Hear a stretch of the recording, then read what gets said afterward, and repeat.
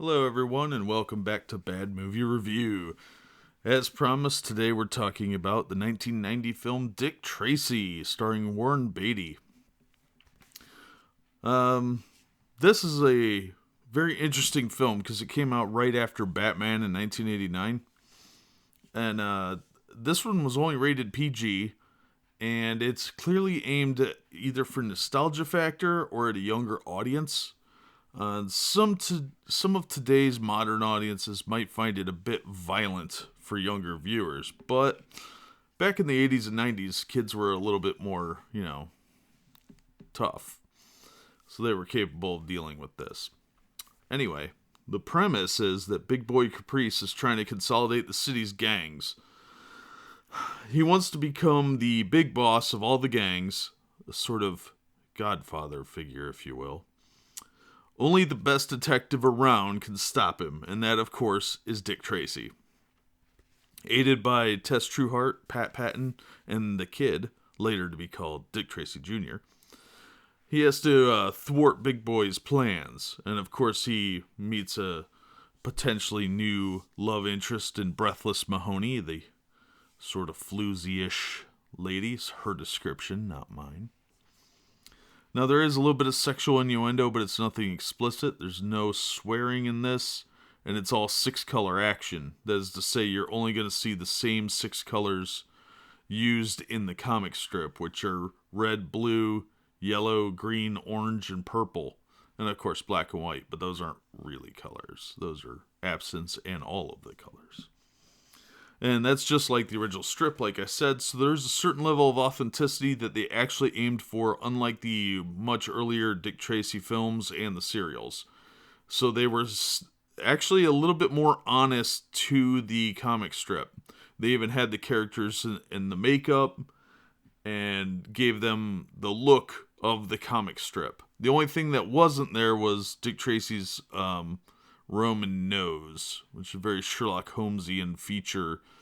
They didn't do that because they thought the prosthetic, as I understand it, they thought the prosthetic would make Warren Beatty's face look weird, and they didn't want to hide his face because he was really well known. This was also one of Warren Beatty's highest grossing films. This film's interesting for a couple of reasons. It's one of the first comic properties to win 3 Academy Awards. And yeah, it won one for Best Art Direction / Set Decoration, Best Makeup, and Best Music for the song Sooner or Later. Now, that's not a lot to write home about, but the next highest ranking Academy Award winning superhero type film was Batman Begins in 2008. So, yeah, even the original Batman didn't get an award, and that had Jack Nicholson and Michael Keaton in it. But this one is filled with guest stars. I believe there's 5 Academy Award winners in that. And let's go through the list. Of course, we have Warren Beatty. There's William Forsythe, who later would play Al Capone in the 1993 Untouchables TV series, which is interesting because Big Boy, the character, was based on Al Capone, and the scene at the beginning of this film where everybody gets gunned down is based on the St. Valentine's Day Massacre, which of course was a hit put out by Al Capone's gang, allegedly. So there's a little interesting connection there. But William Forsythe plays Flat Top, who, everybody in this movie seems to have some sort of deformity. They were real big on weird makeup and stuff like that. And, just the look of the comic strip has a lot of really ugly people and weirdos in it. But anyway, William Forsythe, Dick Van Dyke, who of course has been around for ages, Mandy Patinkin, it's the guy from Criminal Minds, and the swordsman from Princess Bride. Paul Sorvino, who's been in tons of movies, lots of mob movies too. So he's in this. He plays Big Lips. Al Pacino, who played Big Boy. Dustin Hoffman, who played Mumbles. Colm Meany, the engineer from, or transporter chief from Star Trek The Next Generation. And he went on to Deep Space Nine and a bunch of other stuff. He makes a cameo, and this is one of the cops at Tess Trueheart's house. And then you have Kathy Bates, James Caan. James Caan and Al Pacino were both in one of the Godfather movies together. Madonna, of course, who plays Breathless Mahoney. I think her name is pronounced Glenne Headley. Sorry if I'm butchering that one. I don't. That's a little Irish even for me. Catherine O'Hara from Home Alone. She made a cameo in this.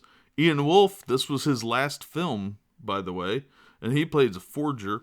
Another interesting piece of Dick Tracy history is that one of the old man sitting in the hotel before they set up Dick Tracy is Mike Mazurki. He played Splitface in 1945's Dick Tracy Detective. So that was kind of a nice throwback to the original movies, even though that was probably the weakest one. It was nice that he was in there as kind of an homage to him and the previous films.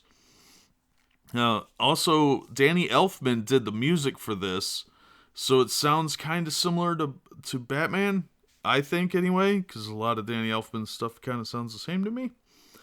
But it was still good, and it really set the theme. It had kind of a fun, adventurous theme to it. It was also one of the last films to use paintings as backgrounds, so a little historical note for you there.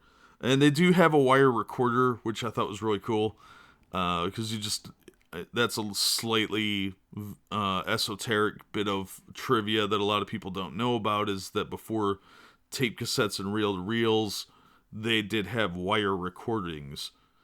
And a lot of people don't know about that, so that's a cool piece of trivia.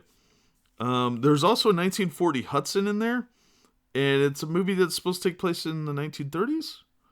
And you can tell by the document that Big Boy produces that says Lips signed the club over to him is dated 1938. So that 1940s Hudson is a time machine. This movie had kind of a feel of a old school movie or stage play. You know, a lot of static shots that kind of remind you of comic panels. It had the bright colors and some solid actors. I gotta admit that there's a lot of big names in this, and it's really hard for me to hate this movie. I thought it was a lot of fun. It was a good movie for younger viewers. Lots of action, a lot of gunplay, a couple of explosions. And if you have a nostalgia trip for old school, golden age, or even silver age comic style, this would be a good movie for you, because it really does harken back to the old time, two-fisted adventure movies. And Dick Tracy's the uncorruptible hero cop. He can do semi-superhero stuff like jump through a skylight and land 20 feet down and not get hurt. And he can walk out with a Tommy gun and mow down a bunch of bad guys and no bullets are hitting him. And he doesn't seem to need to reload. But it's just a fun action-adventure movie. It's not meant to be taken too seriously. The plot's not super deep. And it does have, like I said, some really good actors. You'll recognize a lot of people in there. The guy that plays Bugs, I forget his name, but he's in tons of stuff. You'll just see a lot of really familiar faces in this. And Warren Beatty directed it. I guess from what I've heard, he might be hard to work with. But I have to say this is my favorite one of his movies. I'm not a huge Warren Beatty fan, but this was a fun film. It was just mindless popcorn fare. You could sit there and kind of zone out for a couple hours. The plot was pretty good. I didn't like what they did with the blank, but I'm a nitpicky person. I do occasionally get to be a little bit of a perfectionist in some respects, but it worked for the movie, and that's what really matters. I thought it worked. Overall, just a fun ride. I highly recommend this one if you like superhero films, or you want to see what led into the modern era of superhero films. Because without this movie and Batman in the year before, I don't think you would have Marvel's Avengers or any of those movies, similar movies, because this really set the groundwork for that. And yeah, this is a throwback to those older movies, but it's movies like this and The Rocketeer and Batman, and to a much lesser extent, some of the less quality films like Phantom, which I enjoyed, but it's more of a kid's movie. I'll probably review that later down the line. But without those movies kind of establishing the groundwork, I don't think you would have the modern superhero films that you do now. So, yeah, if you like some old-time 4-color action, or 6-color in this case, check out this one and see what you think. I enjoyed it. I thought it was a good movie, especially for kids. Like that 12, 13-year-old range, probably be okay. Maybe even 10, depending on what kind of parent you are. But there's nothing too outlandish in it. Nothing overtly sexual. No nudity. No swearing. It's just a fun action movie with a lot of gunplay. So if you like those kind of movies, check it out. It's got kind of a brightly colored film noir feel. Not a real deep noir, by the way, but because the colors are way too bright for that. But it does have that. It's definitely the best Dick Tracy film from what I've seen. And at some point I will review Dick Tracy's Dilemma. I haven't got my copy in the mail as of this recording, but I will review that one later down the line and see how it compares to the other ones. But so far, this one is probably my favorite, and I think it's the most honest to the comic strip and the original intentions of what Chester Gould had in mind. So with that in mind, we're going to wrap it up here. And be sure and check out some of my other reviews, see what you think. And if you have any comments, you know where to leave them. In the meantime, thanks for listening.